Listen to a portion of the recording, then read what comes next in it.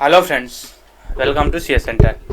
देखिए, हम लोग एडिटोरियल में कुछ जो इम्पोर्टेंट्स न्यूज होती हैं स्टैटिक्स और करंट अफेयर से रिलेटेड, उसका हम डिस्कस करने जा रहे हैं। ये हमारे लिए इम्पोर्टेंट हो जाता है और इम्पोर्टेंट इसलिए होता है ना कि यूपीएससी हो या फिर अदर स्टेट एग्ज़ाम हो या वनडे कोई एग्ज़ाम हो, उनमें वही क्वेश्चंस पूछे जाते हैं ऑलमोस्ट 75%, जो कहीं ना कहीं न्यूज में 1 साल के 2 साल के अंदर रही हुई हैं। तो यहाँ पे जो हम आज डिस्कस करेंगे ना, जैसा कि हम हेडलाइन ऑफ द न्यूज़पेपर में डिस्कस किए थे 9th शेड्यूल को लेकर के, इसमें हम डिस्कस करेंगे कि 9th शेड्यूल में आप यहाँ पे आप देख सकते हैं 9th शेड्यूल यहाँ दिया हुआ है। इसमें ये डिस्कस करेंगे कि क्यों न्यूज में रहा है और ऑब्जेक्टिव क्या है और इसके क्या क्या फीचर्स रहे हैं। सबसे पहले मैं इस आर्टिकल्स को पूरा डिस्क्राइब करूं, मैं चाहता हूं कि 2 मिनट में इसका बैकग्राउंड में वाइट बोर्ड पे आपके साथ शेयर कर लो। अतः हम देखते हैं सबसे पहले वाइट बोर्ड पे हम क्या क्या देखेंगे। सबसे पहले देखिए कि हमारा टॉपिक क्या है। टॉपिक ये है हमारा 9th शेड्यूल।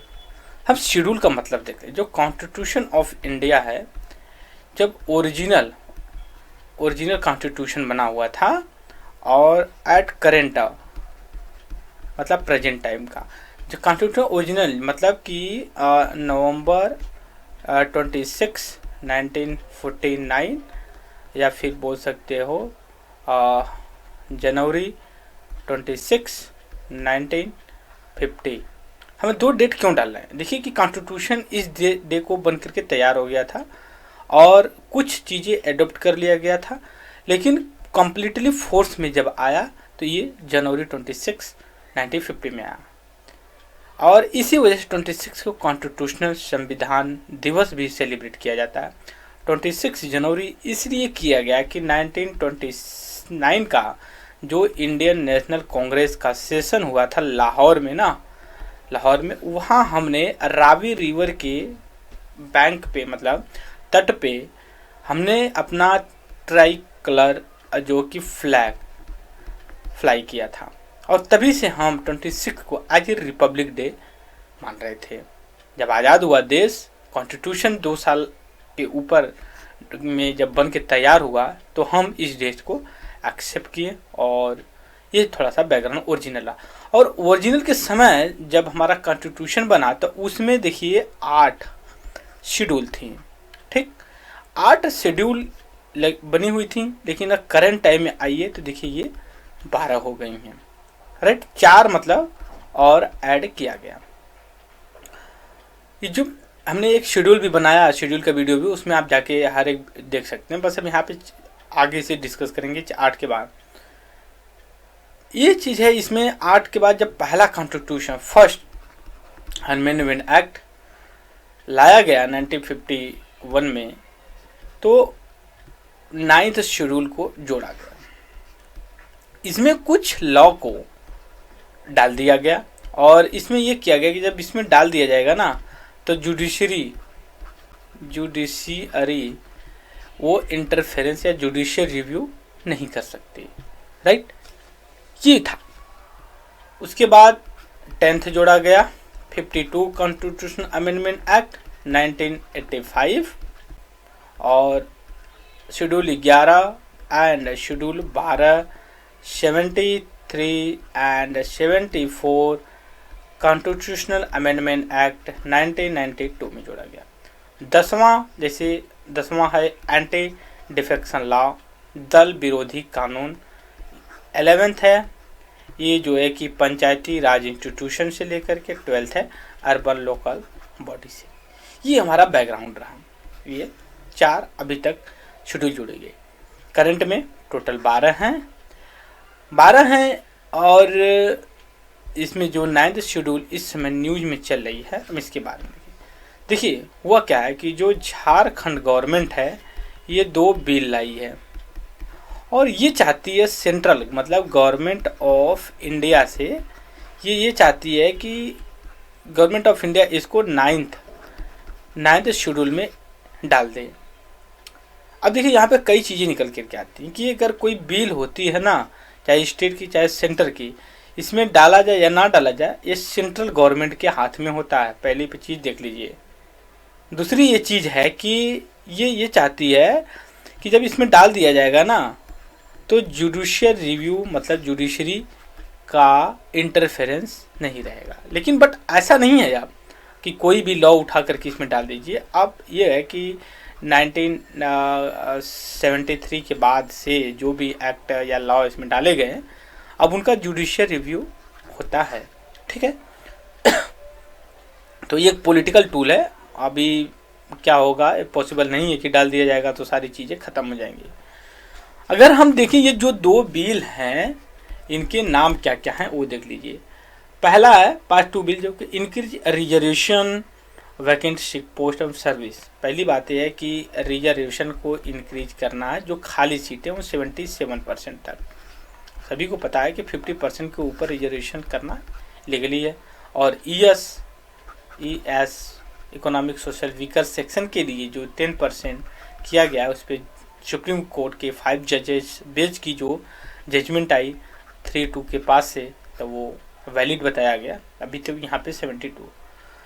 दूसरा ये चीज़ लाया गया, दूसरा जो बिल है उसमें ये डोमिसाइल को लेकर के, डोमिसाइल कौन झारखंड का है कौन झारखंड का कौन नहीं है, तो ये दो बिल यहाँ पे हैं।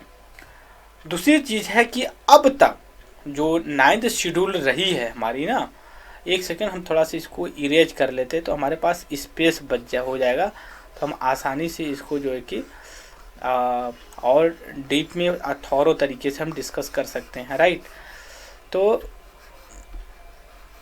एक सेकेंड, ओके, इतना काम भर हमारा हो गया।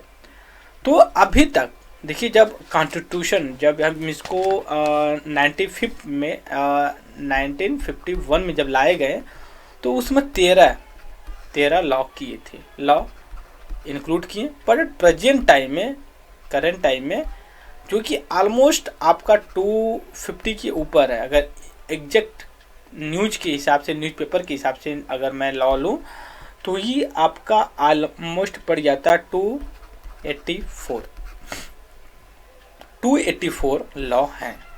राइट, अभी तब तक जो कॉन्सिक्वेंटली लॉ जो अमेंडमेंट किया गया है, लॉ डाला गया है, इसमें ऑलमोस्ट आपका जो है कि हमें लगता है 10 या 11 बार इसको अमेंडमेंट किया गया है।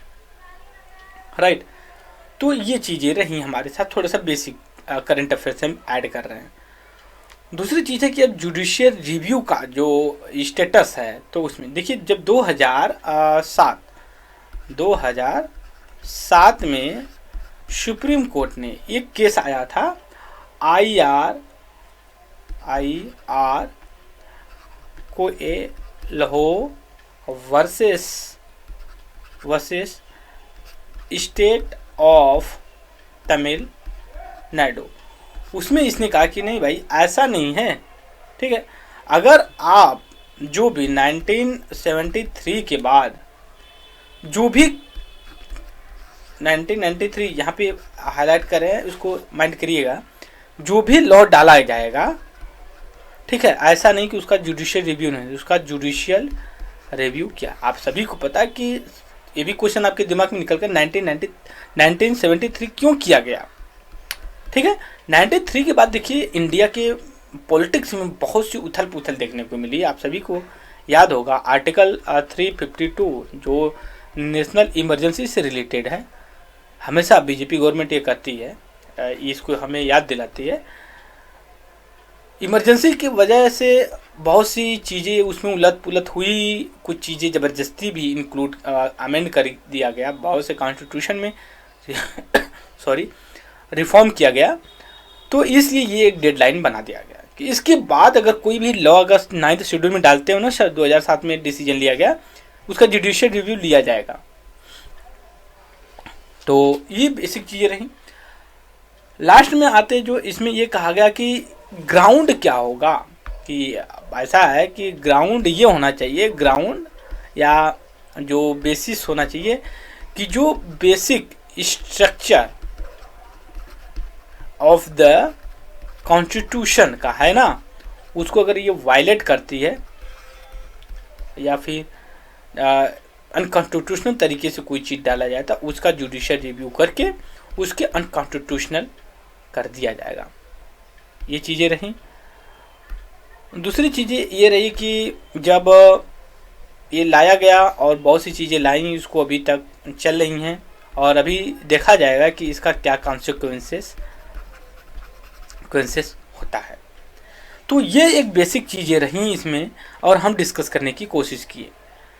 दूसरी ये चीज़ है कि देखिए, ये जो हमारा चैनल है इसका सबसे बड़ा यही इम्पोर्टेंस है कि आप अगर करंट अफेयर्स को फॉलो कर रहे हैं प्रॉपर तरीके से, तो यही एक तरीका होता है। मैंने एक्सपीरियंस किया है और इस वजह से मैं ये कोशिश करता हूँ कि जो मैं एक्सपीरियंस को वो आप लोगों के साथ शेयर करूँ।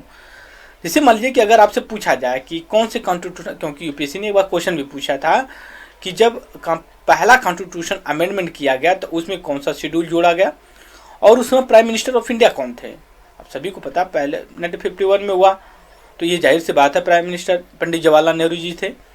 तो ये चीज़ें हमें पता होना चाहिए। दूसरी ये चीज़ है कि अगर आपसे अभी क्वेश्चन पूछा जाएगा कि नहीं, प्रेजेंट टाइम में जो क्वेश्चन बन रहे हैं या फिर बनेंगे, तो क्वेश्चन ये पूछेगा कौन से जो है कि ये रही गवर्नमेंट की जो लॉ लाई थी, दूसरी रिव्यू की, इसका जुडिशियल रिव्यू का लेवल क्या है। और केस में जो था कि 2007 में इसको जुडिशियल रिव्यू के लिए परमिट कर दिया गया। जो एक डेडलाइन है 1973 है और पहली बार इसको 1951 में ऐड किया गया, ये by first constitutional amendment act के थ्रू। और इसमें जब लाया गया तो उसमें लैंड वगैरह से लेकर के जो चीज़ें इतना नहीं पूछेगा, क्योंकि मोर देन 200 से ऊपर केसेस हैं, तो उसमें आप कैसे कर सकते हो कि नहीं ये याद रखा जाए। बस इतना टेक्निकल चीज़ें, लॉजिकल चीज़ों के बेसिस पे आप इसको रिमाइंड करके रखिए। सो इस वीडियो में बस मैं इतना ही डिस्कस करूँगा और आगे इसे वीडियो बनाते रहूँगा। Thank you very much discussion.